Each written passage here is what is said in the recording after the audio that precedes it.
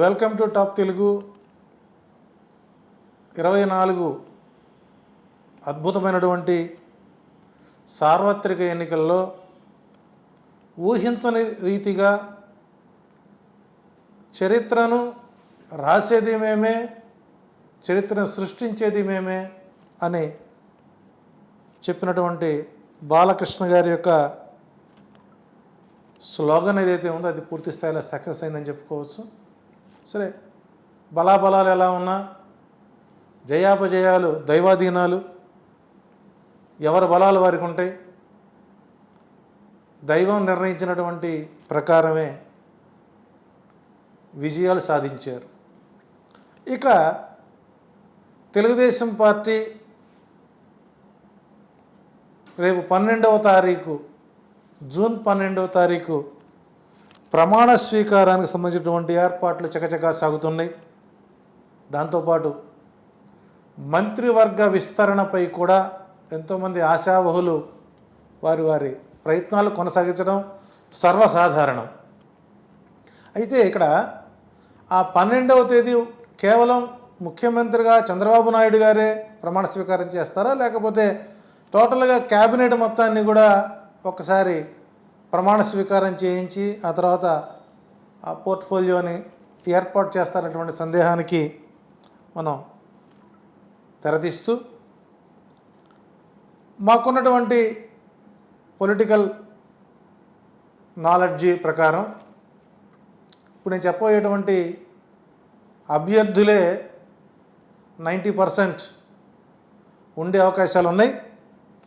ముందుగా తెలుగుదేశం పార్టీ నుంచి సుమారు ఒక 19 స్థానాలకు టీడీపీ అభ్యర్థులకు, బీజేపీ నుంచి 3కి, అట్లాగే జనసేన పార్టీ నుంచి 3కి, సుమారు 25 మందితో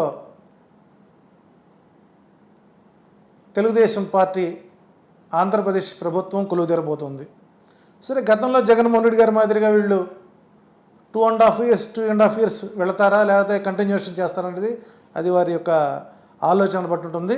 ముందుగా తెలుగుదేశం పార్టీ నుంచి నారా చంద్రబాబు నాయుడు గారు ముఖ్యమంత్రిగాను, తదుపరి ఇక ఆశావహులు చూసినట్లయితే ఎన్ అమర్నాథ్ రెడ్డి, కిషోర్ కుమార్ రెడ్డి, ఎన్ఎండి ఫరూక్, పరిటాల సునీత, నారా లోకేష్ నాయుడు, అట్లాగే అచ్చెన్నాయుడు, కాల్వ శ్రీనివాసులు, పయావుల కేశవ్, గోరంట్ల బుచ్చియ చౌదరి, సోమిరెడ్డి చంద్రమోహన్, నిమ్మల రామానాయుడు, గంటా శ్రీనివాసరావు, ఎంఎస్ రాజు గారు, అట్లాగే గుమ్మనూరు జయరామ్ గారు, భూమా అఖిలప్రియ, టీజీ భరత్, కొల్లు రవీంద్ర, నెల్లూరు నుంచి నారాయణ గారు క్యాబినెట్లో ఉండే అవకాశాలు 90% ఉన్నాయి. ఇందులో ప్రధానంగా అచ్చెన్నాయుడు గారు, లేదా అదనంగా చూసినట్లయితే RRR, వీళ్ళిద్దరి మధ్య ఒక కీలకమైనటువంటి పదవి దోబూచులాడే అవకాశాలు ఎక్కువ ఉన్నాయి. ఇక బీజేపీ పార్టీ నుంచి సత్యకుమార్ యాదవ్, ఆదినారాయణ రెడ్డి, మరియు గతంలో బీజేపీ పార్టీ నుంచి కైకలూరు నియోజకవర్గం నుంచి ప్రాతినిధ్యం వహించినటువంటి కామినేని శ్రీనివాసుకు కూడా ఈసారి అవకాశాలు ఎక్కువగా ఉండే అవకాశాలు ఉన్నాయి. అట్లాగే జనసేన పార్టీ నుంచి కొణిదెల పవన్ కళ్యాణ్ డిప్యూటీ సీఎంగాను, నాదెళ్ల మనోహర్ గారు, ఆరణి శ్రీనివాసులు గారు, వీరు ఈ 25 మందితో 90% క్యాబినెట్ విస్తరణ జరిగే అవకాశాలు ఉన్నాయి. ఇది కేవలం ఆశావహులుగా ఉంటూ అందులో అవకాశాలు ఎక్కువ ఉంటాయి. ఇక 9వ తారీఖు సాయంత్రం నరేంద్ర మోడీ తన హ్యాట్రిక్ నిలబెట్టుకొని తాను కూడా కేబినెట్ విస్తరణ చేసే అవకాశాలు ఉన్నాయి. అయితే ఇక్కడ ఎన్డీఏ కూటమిలో ప్రధాన పాత్ర భూమికి వచ్చినటువంటి నారా చంద్రబాబు నాయుడు గారు వారి యొక్క సహకారం లేనిదే భారతదేశంలో ఆంధ్ర నుంచి వచ్చినటువంటి ఎంపీ సీట్ల యొక్క ప్రభావం నరేంద్ర మోడీపై పూర్తి స్థాయిలో ప్రెజర్ వచ్చే అవకాశాలు ఎక్కువ ఉంటాయి. సో కాబట్టి ఇక్కడ నారా చంద్రబాబు నాయుడు గారు పూర్తి స్థాయిలో ఎన్డీఏలో కీ రోల్ పోషించేటువంటి అవకాశాలు ఎక్కువ ఉన్నాయి. అందుకు అనుగుణంగా వారి క్యాబినెట్లో, మోడీ గారి క్యాబినెట్లో ముందుగా వేమిరెడ్డి ప్రభాకర్ రెడ్డి గారికి,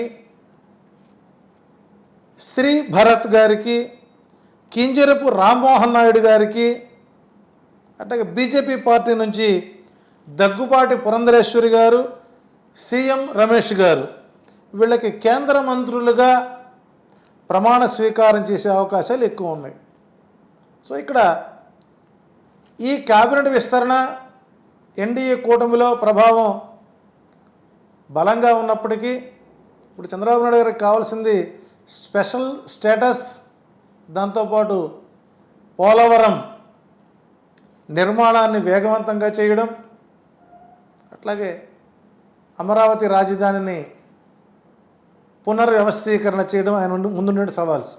సో మనం పైన చెప్పినటువంటి ఇటు అసెంబ్లీ క్యాబినెట్, అటు సెంట్రల్ క్యాబినెట్ పూర్తి స్థాయిలో చంద్రబాబు నాయుడు గారు గతంలో ఎలాగైతే